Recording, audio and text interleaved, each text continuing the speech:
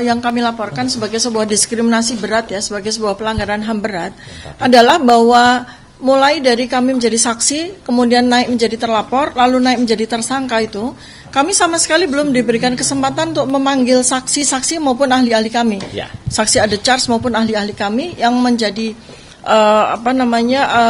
justifikasi bahwa kami memang betul-betul peneliti yang merupakan ekspertis ya di dalam bidang yang kami gunakan untuk melakukan penelitian terhadap ijazah dan dokumen-dokumen dari Joko Widodo, termasuk perilaku beliau yang capture pada video-video, narasi-narasi, pidato-pidato maupun foto-foto mulai dari tahun 2014 sampai tahun 2025 yang menjadi bahan dari penelitian kami. Nah, kemudian berkas kami ya sebagai tersangka sudah dilimpahkan oleh Polda Metro Jaya itu di tanggal 13 Januari 2026. Padahal tidak ada satupun saksi-saksi kami maupun ahli-ahli kami yang sudah diperiksa oleh Polda Metro Jaya. Artinya berkas itu adalah semacam mangga karbitan yang mentah dilemparkan ke kejaksaan. Dan yang anehnya lagi, pada saat berkas kami sudah dilimpahkan dari Polda ke kejaksaan, di tanggal 15 Januari, Polda memberikan kepada kami surat pemanggilan saksi-saksi dan ahli-ahli kami. Artinya ini adalah sebuah pelanggaran HAM yang luar biasa. Nah, dan padahal kami mendapatkan data bahwa sepanjang 9 bulan sejak laporan polisi Joko Widodo dan para termul itu diproses oleh Polda Metro Jaya, sudah Polda Metro Jaya sini sudah mengatakan bahwa ada 22 ahli dan 127 saksi yang sudah diperiksa oleh Polda Metro Jaya, dan itu bukan dari pihak kami. Sementara kami tidak ada satupun saksi maupun tidak ada satupun ahli yang sudah diperiksa oleh mereka. Oleh karena itu maka ini sama sekali tidak fair, sama sekali tidak adil, dan tentu saja melanggar hak asasi manusia. Oleh karena itu pada kesempatan ini kami bertiga beserta semua penasihat hukum kami bicara kepada 280 juta rakyat Indonesia, dan mudah-mudahan sampai kepada Presiden Prabowo Subianto, juga sampai kepada Kapolri, juga sampai kepada Komite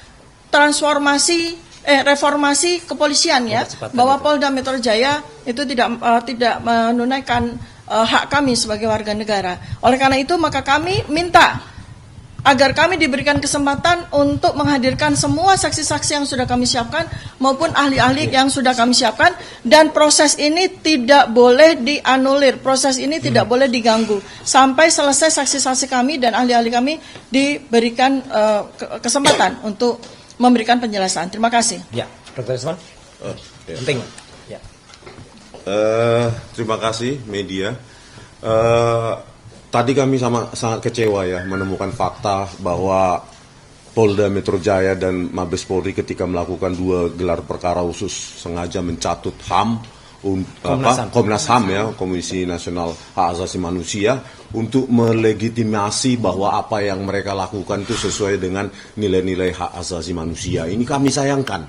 Bagaimana tidak beretikanya Polda Metro Jaya maupun Mabes Polri itu mencatut ya Komnas HAM, padahal Komnas HAM tidak hadir.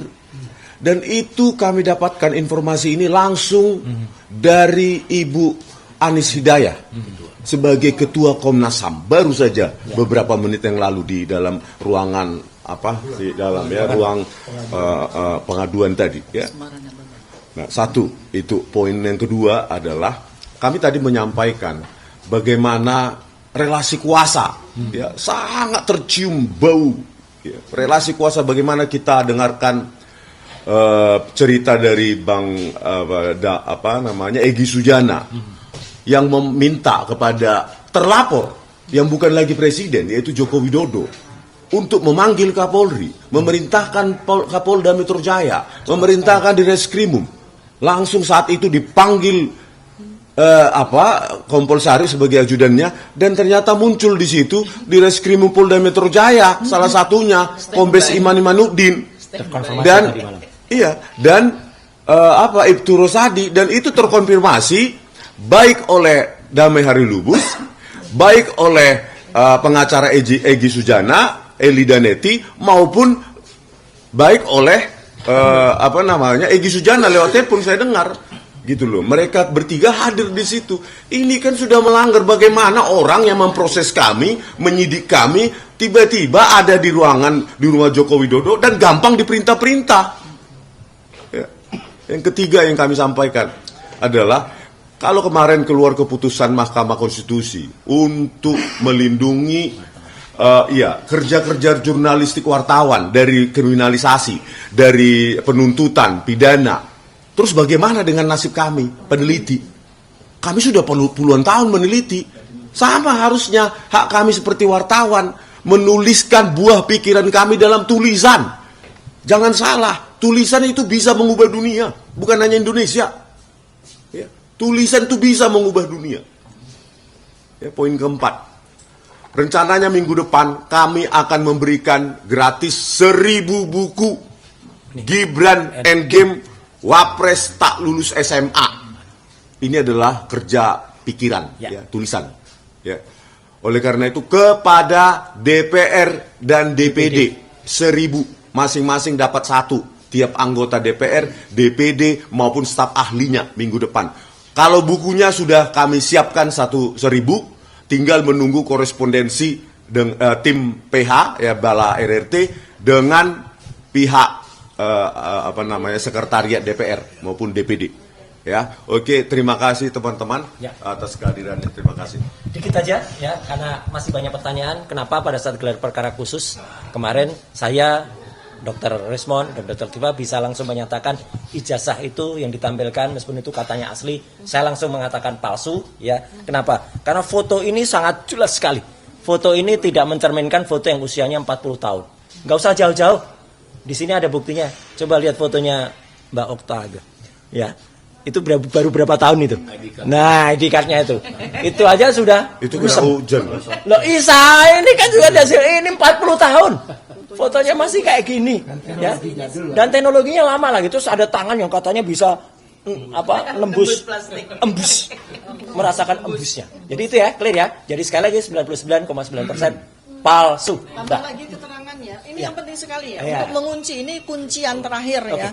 Bagi kepalsuan dari ijazah tersebut ya. Siap. Yaitu apa? Sesuatu yang tidak mungkin dipalsukan. Yaitu apa? Hologram.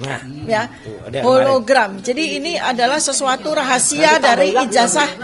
Nggak mungkin. Itu tidak bisa. Tidak bakal bisa ya. Jadi itu kuncian. Kalau mereka mungkin bisa menambahkan embos-embosan ya, embos palsu, karena mereka juga tidak memahami apa arti embos itu. Embos itu adalah cap ceklok untuk mengunci tanda tangan. Mereka tidak tahu artinya itu dan tidak bisa itu dipalsukan. Kemudian mereka menambahkan watermark, mereka menambahkan lintan stempel, tapi pastilah bahwa mereka tidak akan bisa menambahkan hologram. Terima kasih. Oke. Ya, oke, terima kasih semuanya. Ada tiga apa? Oke, terima kasih. Pengacara ini, Pak Tony. Ya, perkara RRT saat ini sudah sampai di tahap di kejaksaan. Nah, kemudian sebagaimana kita ketahui,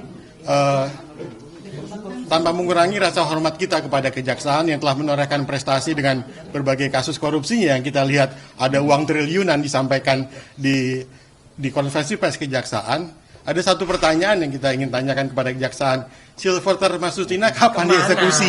Nah, bagaimana Mas Troy? Iya. Kita nari-nari di depan Polda Metro. Oke. Kayaknya Silverter. Ya, jadi artinya lebih penting Silverter Masustina diproses dieksekusi dibanding dan punya prestasi dibanding memproses kasus RRT. Sekian, terima kasih. Oke, kasih ya. Tapi setelah ada audiensi ini, berikutnya apa sih? Ya, kita tuh bukan tadi beliau Bu Anies sama Pak Prabianto tuh sudah menyatakan kalau kami sudah melakukan beberapa nanti akan diterbitkan lagi rekomendasi Komnas HAM. Ya. Oke, itu ya. Tadi bukti-bukti penunjang apa aja yang dibawa? Iya, sama seperti laporan tadi, buku. Kita nyerahkan buku Jokowi White Paper, kemudian bukunya Bang Respon, Gibran Endgame itu juga disampaikan. Nanti buktinya nanti akan sampaikan Pak Refli, secara tertulis saya juga akan nambahkan. Karena dulu saya pernah menyampaikan presentasi tertulis kepada Pak Prabianto yang kesimpulannya yang tadi, yang saya sampaikan bahwa ijazah itu adalah palsu karena skripsinya juga palsu. Tetap Jadi, tidak berubah. mention kami, Komnas HAM itu adalah institusi taktis langsung di bawah presiden. Ya. Dan karena ini melibatkan perilaku dari mantan presiden ke-7, ya, presiden ke-7, maka seharusnya, seyogyanya Presiden Prabowo Subianto kali ini juga concern, memberikan atensi kepada permasalahan anak bangsa ini. Terima kasih. Oke. Jadi yang dilaporkan ini spesifiknya ke Kapolda Metro Jaya atau Enggak ya, kasus ini, kasus pelanggaran hak asasi manusia terhadap kami. Itu, ya. Oke. Kalau ini bukan bukti ini ya, bukan ya, lain. Ini BPKB merah. Atas nama siapa? Itu apa lagi tuh Pak? Oleh waktu.